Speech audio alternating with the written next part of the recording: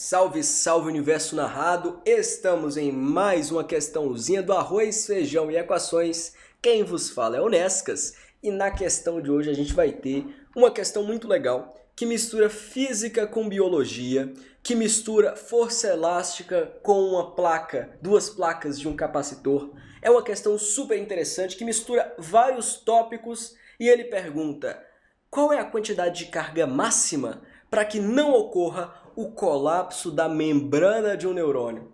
É uma questão super interessante, eu espero que você goste dela ao final dessa resolução, então vamos pro videozinho.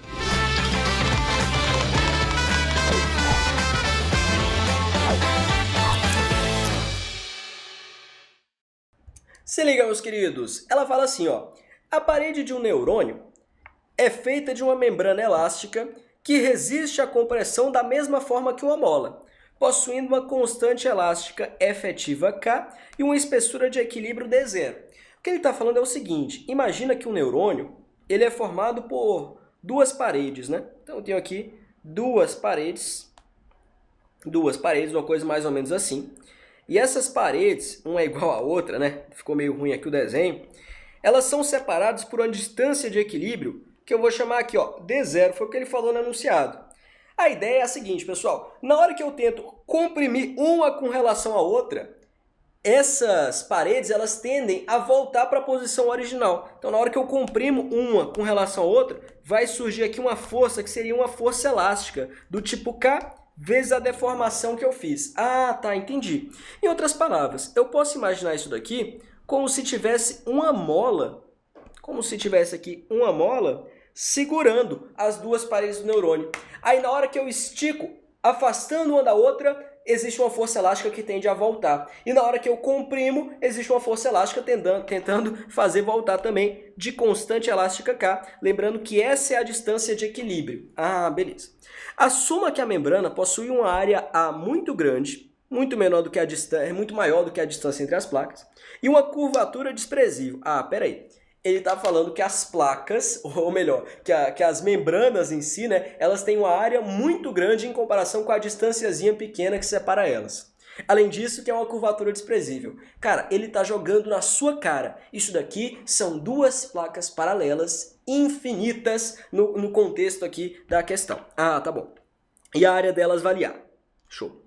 O neurônio possui bombas de íons que podem transportar íons através da membrana. No estado carregado resultante, as cargas iônicas positiva e negativa são distribuídas uniformemente ao longo das superfícies exterior e interior da membrana, respectivamente. A permissividade da membrana é epsilon. Suponha que após trabalharem durante certo tempo, as bombas iônicas carregaram as superfícies externa e interna com cargas mais Q e menos Q. Então é assim, é como se eu tivesse aqui uma superfície interna do neurônio, aqui uma superfície externa, e o que separa a superfície interna da superfície externa são essas duas placas aqui que são a membrana.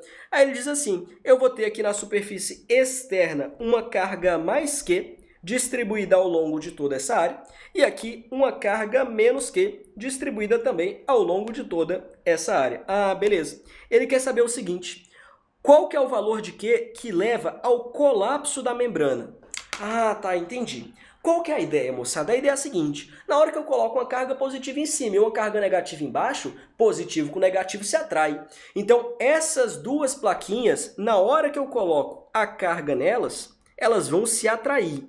Ah, beleza, entendi. Então, na hora que eu coloco carga nessas plaquinhas, elas vão se atrair. Né? Vão se atrair, ficar uma distância D uma da outra. A mola, evidentemente, ela vai comprimir aqui, e existem duas forças atuando nessas placas. Primeiro, como a mola comprimiu, ela vai empurrar as duas placas, as duas partes da membrana, para voltar ao tamanho original, né? Então eu vou ter aqui a tal da força elástica. Então imagina que eu tenho a molinha aqui, ela vai fazer uma força elástica, Fel. Ah, beleza. Só que além da força elástica, eu tenho também quem? A força elétrica de atração entre essas duas placas. Então eu vou colocar assim, ó. Aqui, as duas placas elas se atraem com a força Fe, é a força elétrica. E as duas placas elas se atraem com a força Fe, é a força elétrica. Até que no equilíbrio, essas duas forças elas se cancelam. A ideia, moçada, é a seguinte: quanto mais carga eu vou colocando, maior vai ficando a força elétrica. E, portanto, a atração vai aumentando, de tal maneira que a mola deforma mais e a força elástica também. Chega um momento que as duas placas praticamente tocam uma na outra. E nesse momento a gente diz que a membrana ou o neurônio, ele colapsou. Qual é a carga máxima para que isso aconteça? Ah, beleza. Vamos entender então. Em cada momento, o equilíbrio se dá dizendo que a força elástica vai cancelar com a força elétrica. A força elástica é fácil de você calcular. Quem que é a força elástica? Vai ser igual à constante efetiva da mola, que multiplica a deformação que ela teve. A deformação seria D0 menos D, para a gente ter um resultado positivo, né? Seria esse tantinho aqui, D0 menos D, o quanto a mola deformou. Ah, tá bom, entendi. Beleza. E a força elétrica? A força elétrica ela é um pouco mais chatinha de calcular. Seria a força elétrica entre as placas de um capacitor.